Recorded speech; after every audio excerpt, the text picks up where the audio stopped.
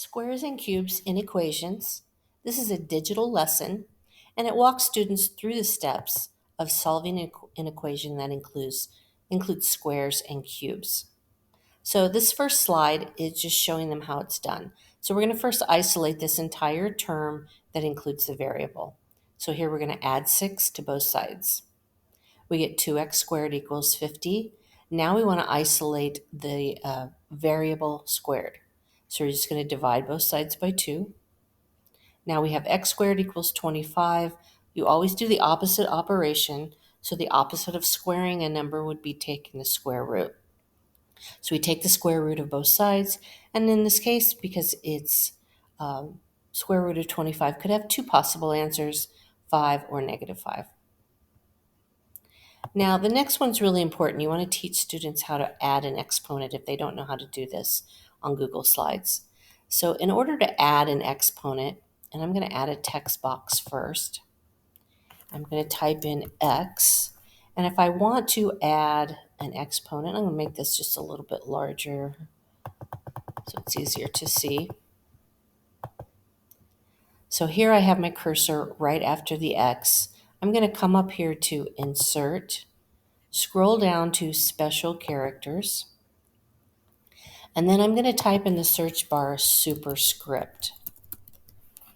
That'll give me all these different exponents. If I want a power of 2, I just click on the 2, and it inserts itself right into the text box. And then we just X out. So the text box will already be there. Students just need to know how to add this. Insert, scroll down to Special Characters, and type in superscript. So they might need a little practice doing that for the more difficult problems toward the end. So the next problem, and part of this is done for them in the beginning. So we have 4x squared plus 3 equals 19. We want to isolate this entire term. So they're just going to type in 3. They're going to subtract 3 from both sides. This gives them 4x squared equals 16. Now they're going to divide both sides by 4. And they get x squared equals 4. They're going to take the square root of both sides. Actually, this would be a 4. And they'll have two possible answers, 2 and -2. So you can walk the students through a couple of these problems and then let them do some on their own. So they've got a little bit more practice here with squares. And as you can see, as we go, they're doing more of the problem on their own. Okay, now we're going to go to cubes. So here, students have a reference for all the cube roots, 2 to the third power through 8 to the third power.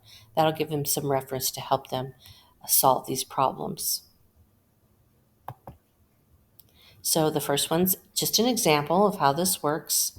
Same thing as when it's squared, except when they get down to this last step, they're going to be taking the cube root of both sides of the equation.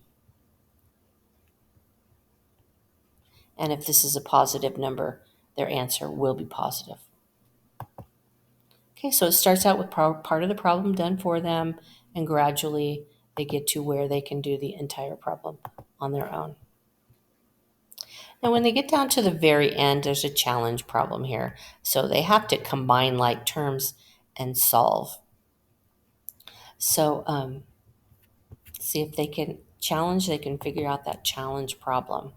So this is squares and cubes in equations, a digital lesson.